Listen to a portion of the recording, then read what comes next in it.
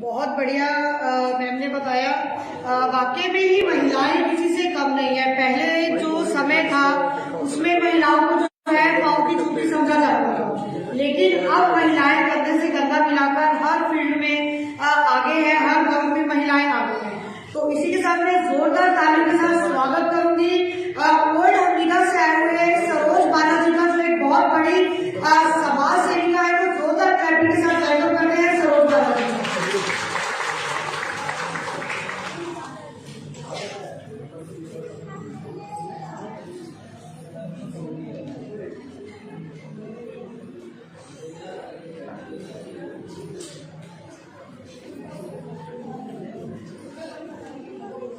आदर के मान सहयोग हमारे यहाँ पे जो भी ये अपने जीवन ये अपने बेटे जी बैठे हैं, हमारे ज्योति जी के पिताश्री जी बैठे हैं।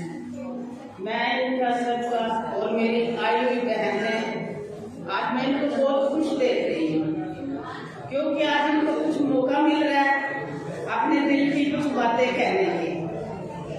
यही बड़ी खुशी होती है जब औरत को दो के शब्द मान सम्मान के मिल जाए तो औरत जो होती है वो बड़ी फूल जाती है कि मेरे को मान मिला है।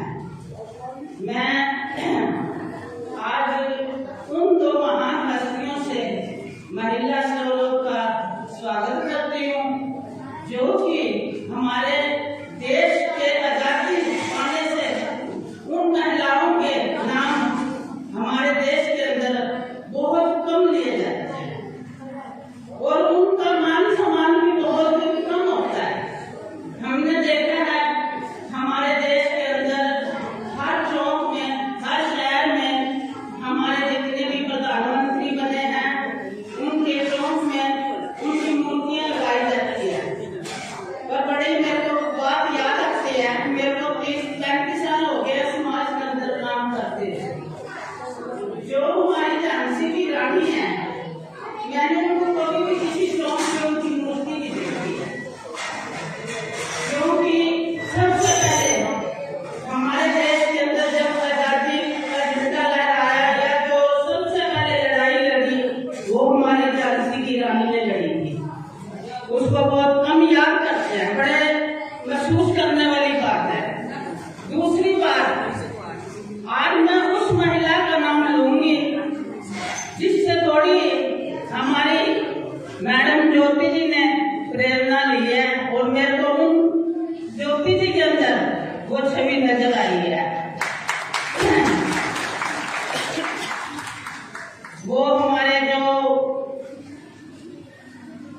मदर इंडिया की थी, सोशल थी, वो मदर टेरेसा, वो चीज मैंने ज्योति जी के अंदर थोड़ी निहारी है। आज हमें 35 साल हो गया, हमें किसी ने ऐसे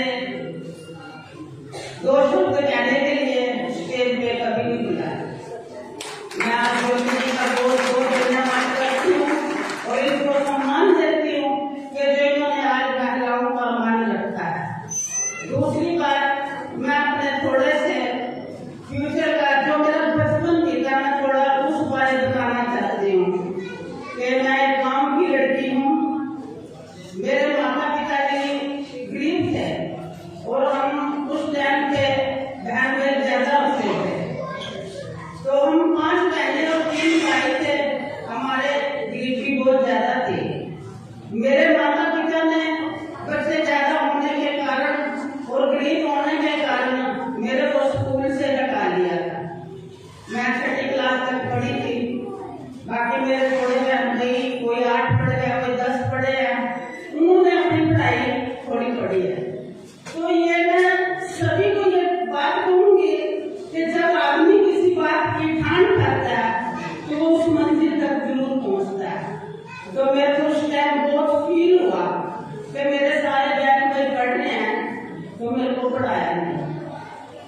तो मेरे दिल के अंदर ये बात आई, कोई नहीं, कभी तो वो दिन होगा कि मैं अपने बहन भाइयों को ये दिखाऊंगी कि अगर आप पढ़े हो तो क्या हुआ, मैं नहीं पढ़ी तो वो कोई ऐसी खास बात नहीं है।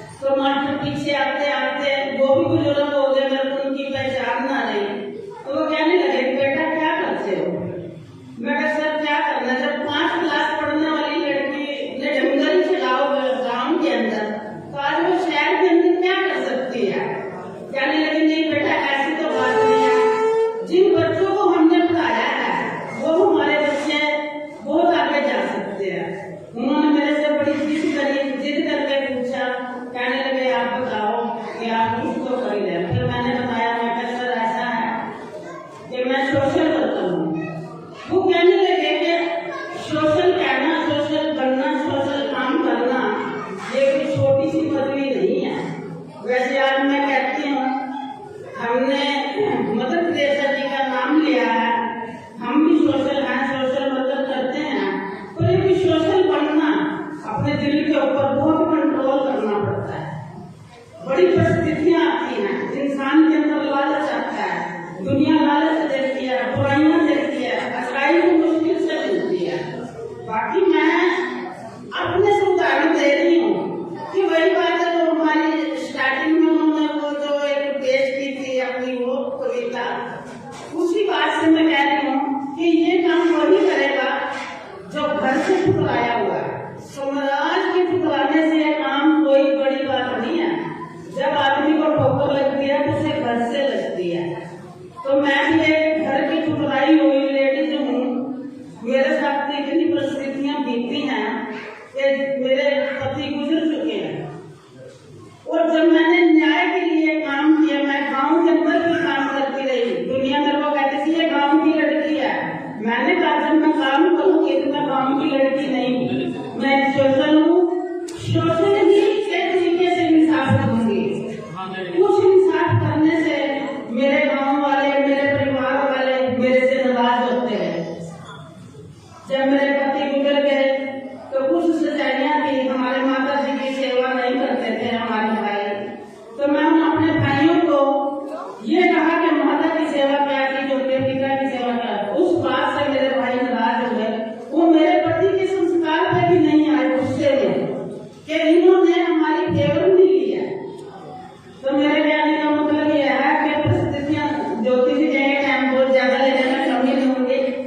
तो कहने का मतलब यह है कि देखो मैं आज अपनी बहनों को देख के बहुत खुशी हूँ, और मैं अपनी बहनों की यही कहती हूँ कि बहनों का कभी हिम्मत हारनी नहीं चाहिए।